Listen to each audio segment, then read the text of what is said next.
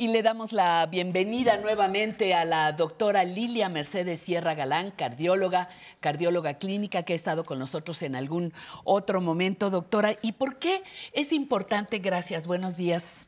Qué bueno que está con nosotros nuevamente.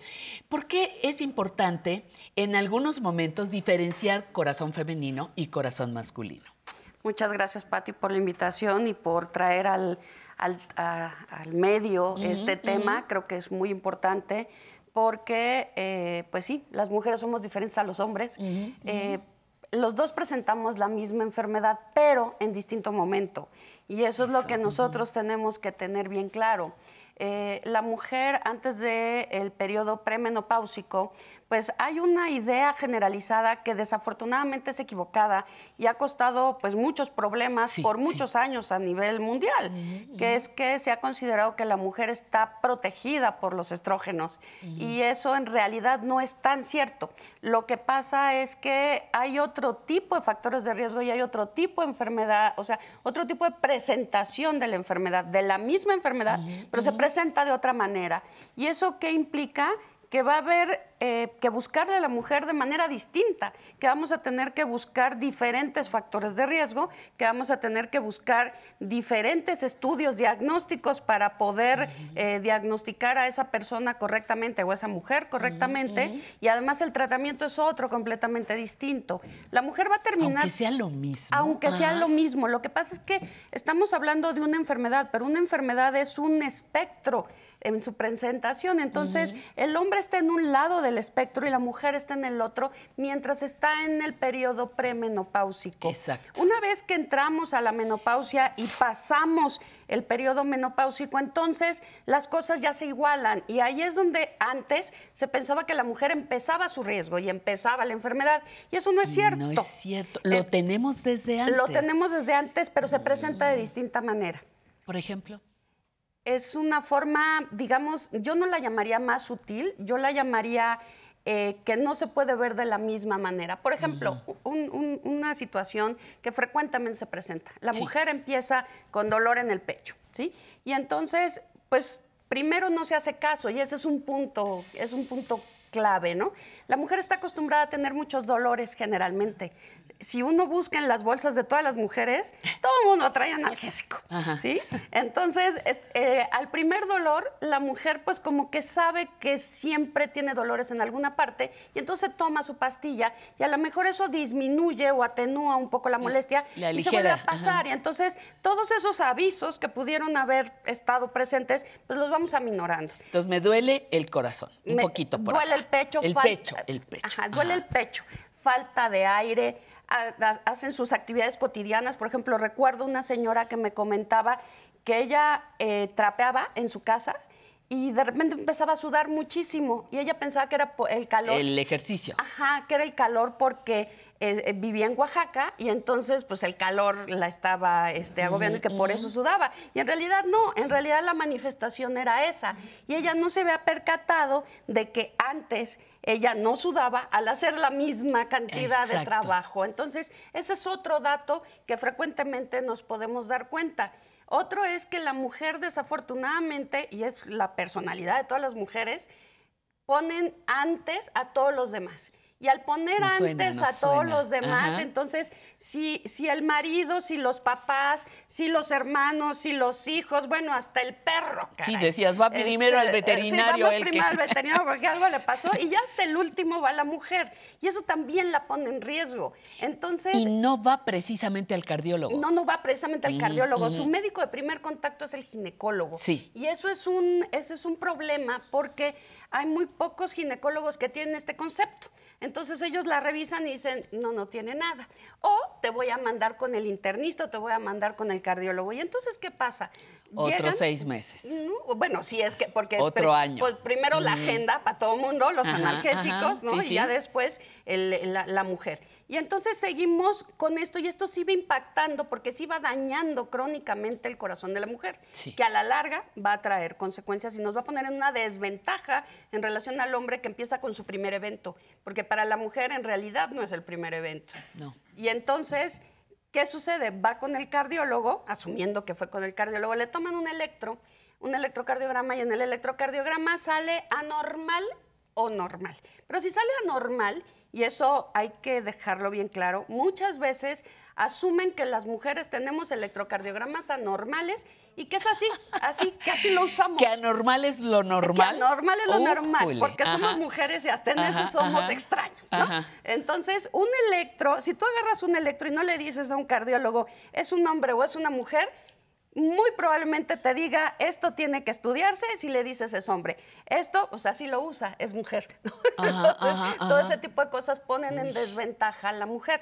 O luego la familia sale, es que está muy ansiosa, es que el marido se quedó sin trabajo, es que el hijo está muy rebelde o se acaba de divorciar o lo que sea en su tiempo. Entonces, ¿qué le dan? Calmantes, ¿no? Le dan un ansiolítico para que se tranquilice y ya no tenga nada. Y como la presentación no es tan dramática en ese periodo como sería en el hombre o como sería en la misma mujer, pero ya después de la menopausia, pues entonces se tranquiliza un poquito, disminuye fisiológicamente hablando el consumo de oxígeno. Y entonces sí, efectivamente se le disminuye el problema a la mujer, pero no lo estamos curando, no estamos yendo al punto de lo que está sucediendo. Entonces, aquí lo que pasa es todos esos factores de riesgo y sumémosle, sí, todos los cambios hormonales que tienen que ver con la perimenopausia. Porque la menopausia no es nada más ya llegó, ya se suspendió. La última menstruación no es lo único. No es cierto. Son 7 periodos del periodo premenstrual y ahí hay un cambio dramático, en verdad, en el colesterol y en la glucosa, en la resistencia a la insulina, en el sobrepeso. Ahora sí que nos desnivelamos. Pero aumenta por eso mismo el colesterol. Aumenta mucho el factor presión, de riesgo, exacto. Entonces, es algo que se ve mucho, por ejemplo, en gente que tiene la costumbre de ir a hacerse check-ups, que tienen todo esto muy monitoreado, y de repente, así súbitamente, de un año a otro, el colesterol brincó, la glucosa brincó, el peso, la presión arterial, o sea, todas esas cuestiones metabólicas que el año previo no tenía, súbitamente brincan, ¿no? Y el hombre en esa misma edad no le pasa, porque al hombre no tiene esos cambios hormonales.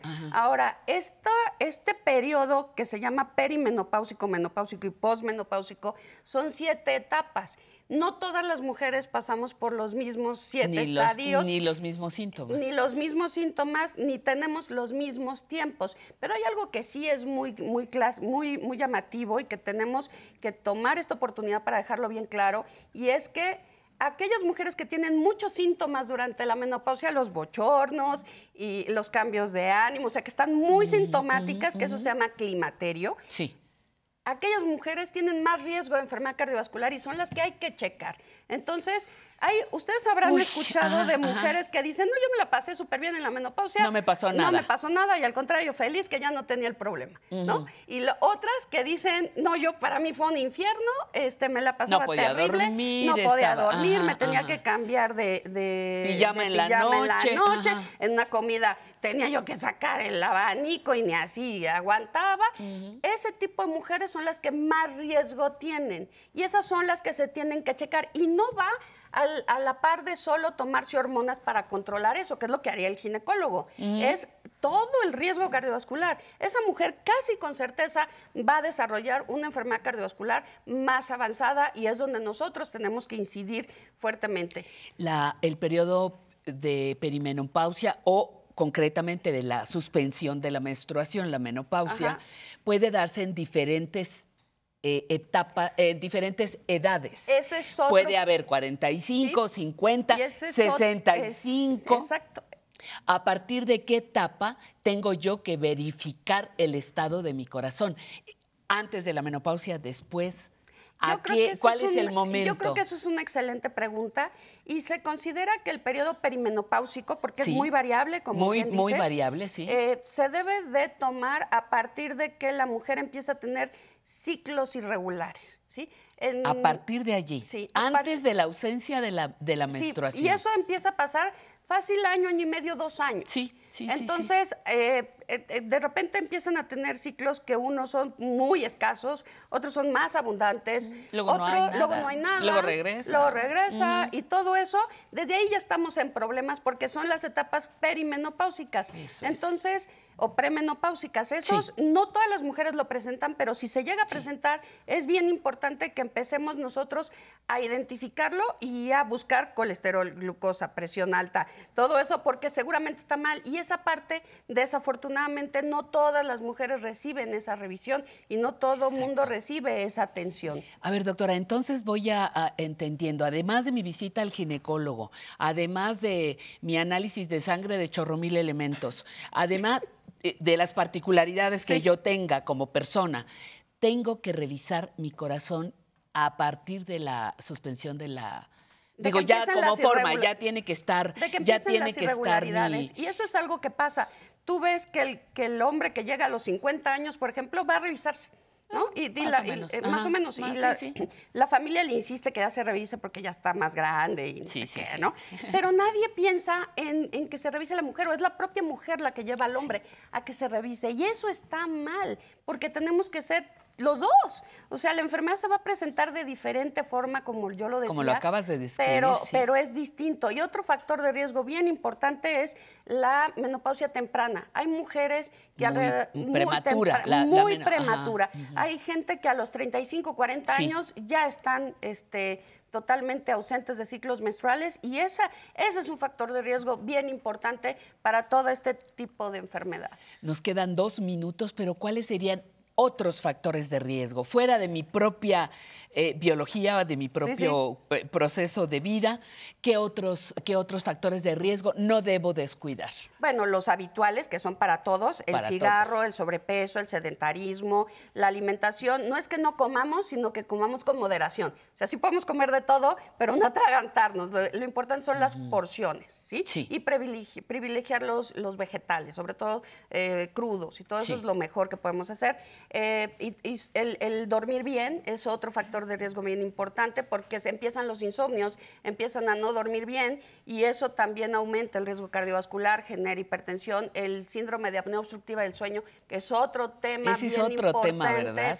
Y que también aumenta el riesgo cardiovascular, no inmediato, pero en 10, 15 años causa infartos cerebrales, causa fibrilación auricular, causa hipertensión arterial, son cosas muy, muy importantes. Entonces, todo eso, y algo, no todas las mujeres deben de recibir hormonas en el periodo climatérico, o sea, por los síntomas climatéricos, no todo el mundo, porque hay gente que al recibir las hormonas le aumenta todavía más el riesgo cardiovascular. Entonces, tenemos que ser muy cautelosos. Hay criterios muy establecidos para quién sí debe de recibir, quién no debe de recibir, y eso va a poner a la mujer en una situación un poco menos de riesgo comparativamente con el hombre. Pues nos dejas con una tarea gigante de poder identificar en qué momento estamos, qué es lo que debemos hacer, y lo más importante, doctora, que nos mencionaste el día de hoy, no olvidarnos de nosotras mismas. Es bien importante. Todos antes que yo, no siempre. También tenemos que formar parte de esa lista de prioridades. Doctora, muchísimas gracias por haber estado con nosotros.